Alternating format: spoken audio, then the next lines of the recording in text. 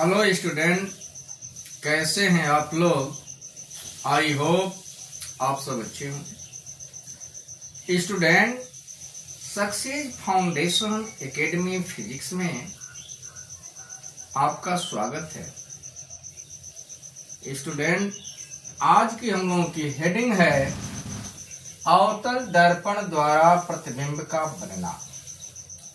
English होगा formula of image by concave mirror. तो आप ध्यान दीजिएगा कि अवतल दर्पण के द्वारा 6 कैटेगरी का प्रतिबिंब बनता है, जिसमें से 5 प्रतिबिंब वास्तविक होता है और 1 प्रतिबिंब आभासी होता है। वास्तविक प्रतिबिंब की विशेषता यह होती है कि यह प्रतिबिंब हमेशा उल्टा होता है और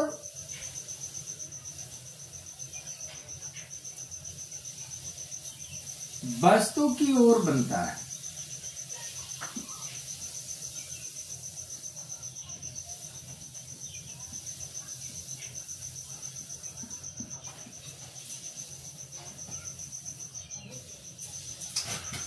और 1 प्रतिबिंब जो बनता है आभासी बनता है, और आभासी प्रतिबिंब की विशेषता यह होती है कि यह प्रतिबिंब सीधा बनता है, दर्पण के पीछे बनता है।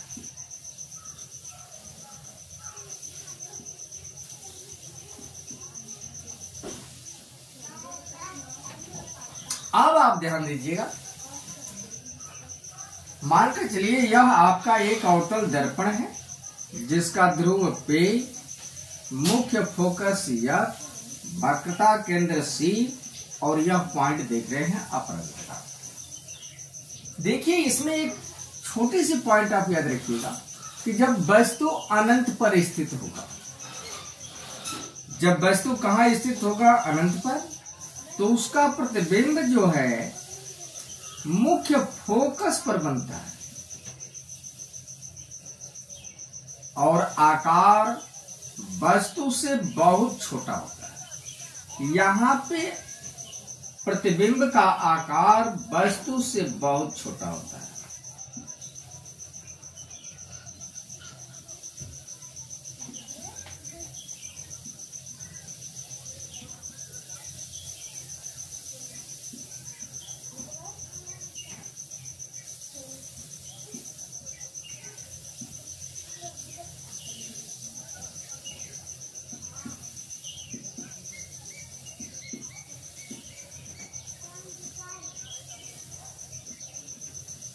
तो यह चीज आपको समझ में आ गया होगा कि जब वस्तु अनंत पर स्थित होती है तो उसका प्रतिबिंब कहां बनता है, मुख्य फोकस पर बनता है, और प्रतिबिंब का आकार जो होता है वह क्या होगा, वस्तु से बहुत छोटा होगा। और ये प्रतिबिंब कैसे बनेंगे, वास्तविक बनेंगे, उल्टा बनेगा, और प्रतिबिंब जो होगा वस्तु की ओर बनेगा। अब इसके बाद आप ध्यान दीजिएगा नंबर 2, लेकिन इसमें एक केस आप ध्यान दीजिएगा कि जब वस्तु दर्पण की ओर जाती है तो प्रतिबिंब आपका दर्पण से दूर बनता है, दर्पण से दूर हटता है।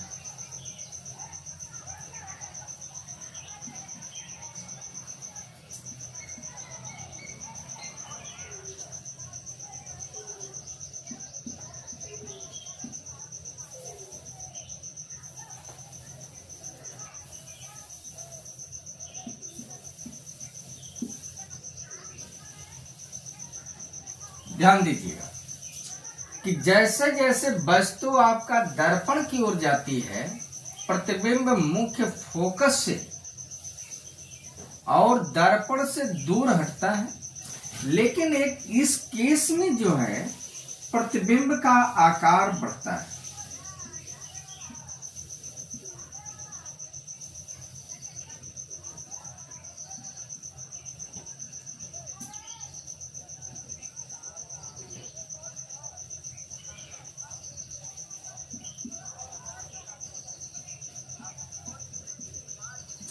अब आप ध्यान दीजिएगा, अब जैसे ही आप वस्तु को कहां रखेंगे, अनंत और वक्रता केंद्र के बीच में, नंबर 2 पे, तो आपका जैसे ही वस्तु अनंत और वक्रता केंद्र के बीच में रखेंगे, प्रतिबिंब आपका वक्रता केंद्र और मुख्य फोकस के बीच में, और आकार वस्तु से छोटा होता है। ये चीज आप ध्यान दीजिए। और जैसे ही आप नंबर 3 यानी वस्तु को आप कहां रखेंगे, वक्रता केंद्र पर, तो इसका प्रतिबिंब भी वक्रता केंद्र पर बनेगा, लेकिन वस्तु का आकार और प्रतिबिंब का आकार दोनों क्या होंगे, बराबर होंगे। इसके बाद नंबर 4 पर आप ध्यान दीजिएगा कि जब वस्तु को आप वक्रता केंद्र और मुख्य फोकस के बीच रखेंगे, तो प्रतिबिंब आपका अनंत और वक्रता केंद्र के बीच बनता है। और 5वें नंबर पे आकार यहां बराबर हो चुका है, और वक्रता केंद्र और फोकस के बीच रखेंगे तो प्रतिबिंब का आकार बढ़ता है। और जैसे ही आप वस्तु को कहां रखेंगे, मुख्य फोकस पर, तो प्रतिबिंब आपका अनंत पर बन जाता है। तो इस तरह से आपको समझ में आ गया होगा अवतल दर्पण के द्वारा वास्तविक प्रतिबिंब का बनना।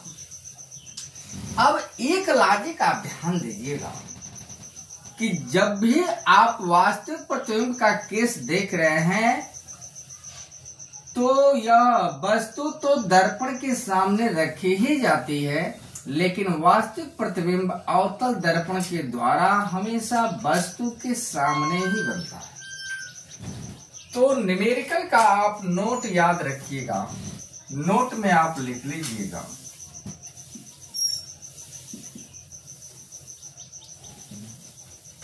जब प्रतिबिंब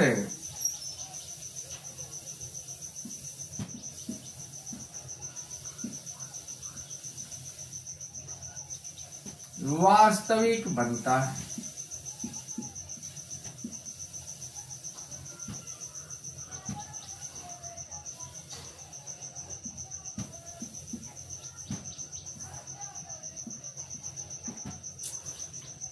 तो सभी दूरियां ध्रुव से नापी जाती हैं, और ध्रुव के बाईं ओर की सभी दूरी ऋणात्मक, तो यू भी आपका क्या होगा, ऋणात्मक होगा, भी आपका ऋणात्मक होगा, और यफ भी आपका ऋणात्मक होगा।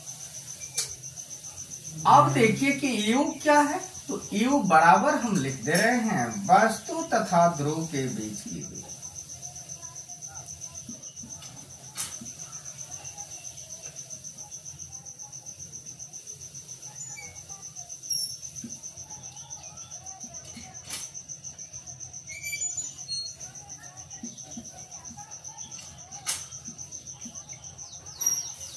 भी क्या है, प्रतिबिंब तथा ध्रुव के बीच की दूरी।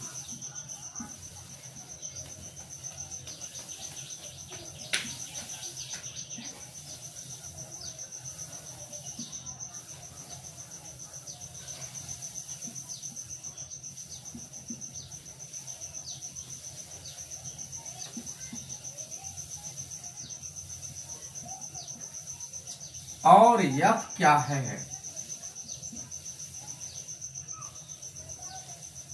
मुख्य फोकस दूरी आप कह लीजिए।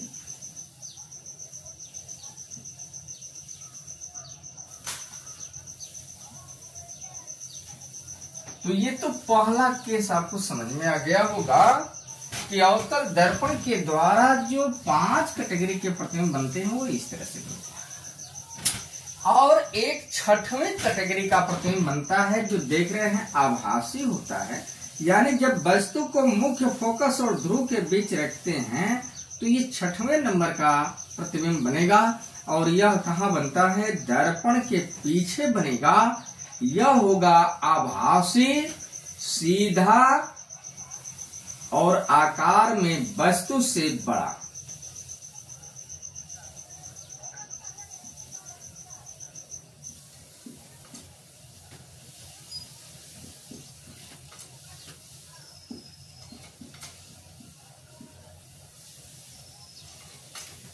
तो यह पॉइंट आपको समझ में आ गया होगा कि जब वस्तु को आप मुख्य फोकस और ध्रुव के बीच रखने का काम करेंगे तो प्रतिबिंब दर्पण के पीछे बनेगा, सीधा बनेगा, आभासी बनेगा और प्रतिबिंब का आकार वस्तु से बड़ा होगा। तो नंबर 2 पर आप नोट में लिख लीजिएगा कि जब प्रतिबिंब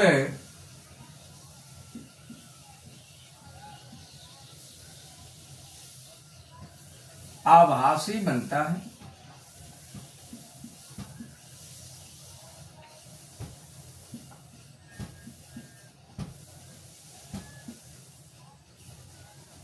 तब आप ध्यान दीजिएगा, वस्तु देख रहे हैं ध्रुव के सामने यानी दर्पण के सामने है, प्रतिबिंब आपका दर्पण के पीछे बन रहा है, दाहिनी ओर है दूरी वो धनात्मक होगी और फोकस दूरी आपकी बाईं ओर की ऋणात्मक होगी। तो आप लिख लीजिएगा U आपका ऋणात्मक होगा, V आपका धनात्मक होगा और F आपका ऋणात्मक होगा। अब नंबर 3 पर आप याद रखिएगा, किसी भी अज्ञात राशि का चिन्ह नहीं लिखा जाता है।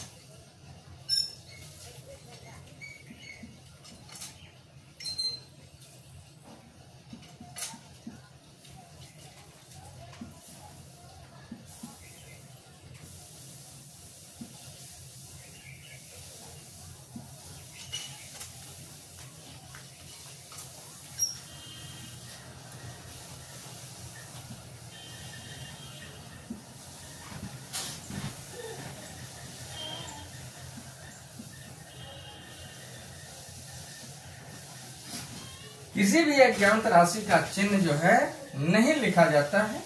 और चौथे नंबर पे अवतल दर्पण, जब भी न्यूमेरिकल हल करना होगा तो पहली पॉइंट तो इस कंडीशन से आप वैल्यू रख लीजिएगा।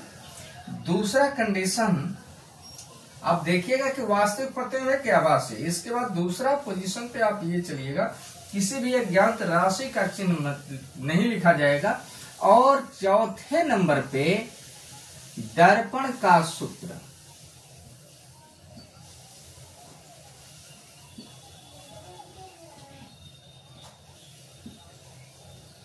यानी 1/v प्लस 1/u बराबर 1/f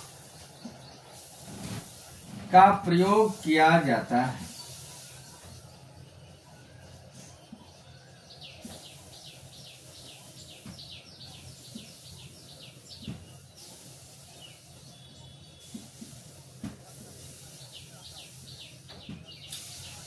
तो इस तरह से सारा पोजीशन आपको समझ में आ गया होगा।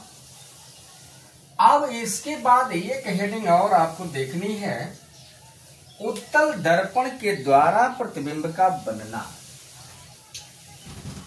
स्क्रीनशॉट लेना हो आप ले सकते हैं। इसके बाद एक पॉइंट और है, वह भी आप पढ़ लीजिए।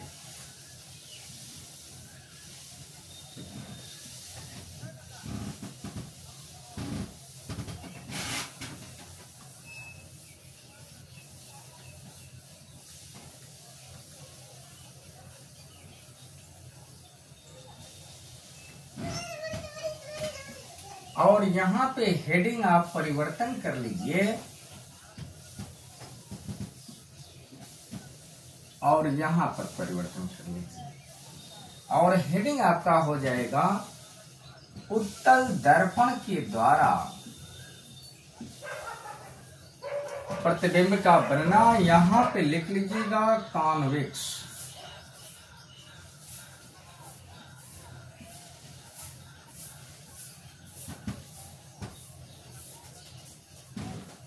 यानी उत्तल दर्पण के द्वारा प्रतिबिंब का बनना। इंग्लिश होगा formation of image by convex mirror.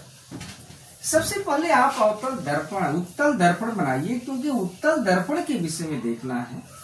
तो आप कल्पना करिए यह आपका कोई उत्तल दर्पण है।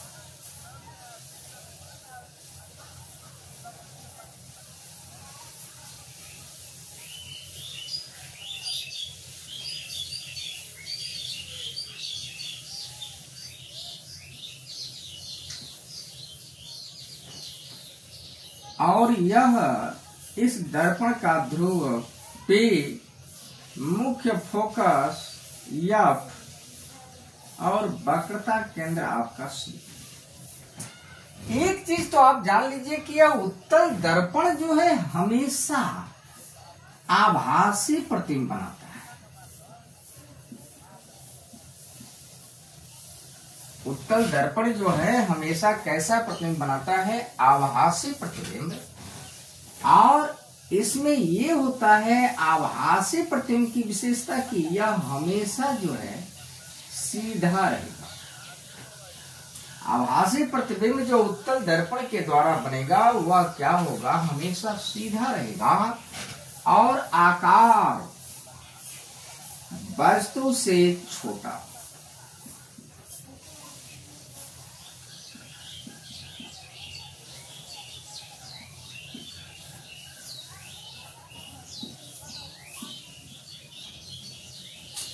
अब आप ध्यान दीजिए कि जैसे ही आप वस्तु को अनंत पर रखते हैं,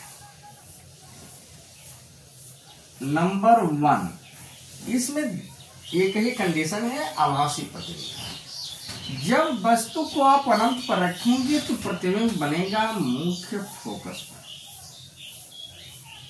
और यह प्रतिबिंब जो है आकार में वस्तु से बहुत छोटा होता है। सीधा तो रहेगा, आभासी रहेगा, लेकिन आकार में वस्तु से बहुत छोटा होता है। तो यहां पे लिख लीजिए प्रतिबिंब का आकार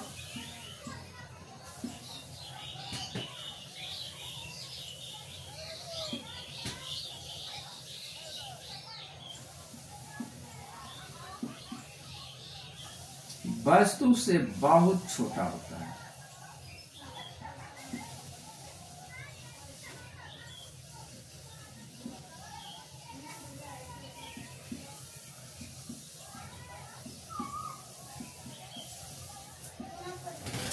इसके बाद अनंत और ध्रुव के बीच में कहीं पर आप वस्तु को रखते हैं तो प्रतिबिंब जो बनेगा ध्रुव और मुख्य फोकस के बीच में बनता है, लेकिन आकार वस्तु से छोटा होता है। तो जब अनंत और ध्रुव के बीच में रखेंगे वस्तु को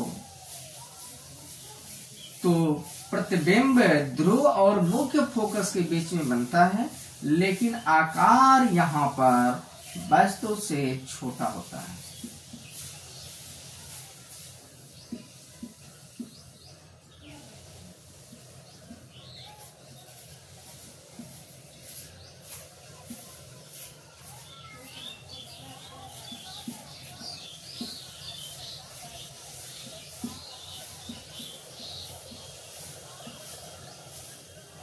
और यह प्रतिबिंब का केस लिख लीजिए।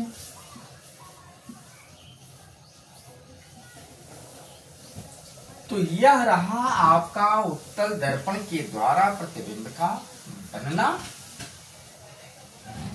और इसमें आप नोट लिख लीजिएगा।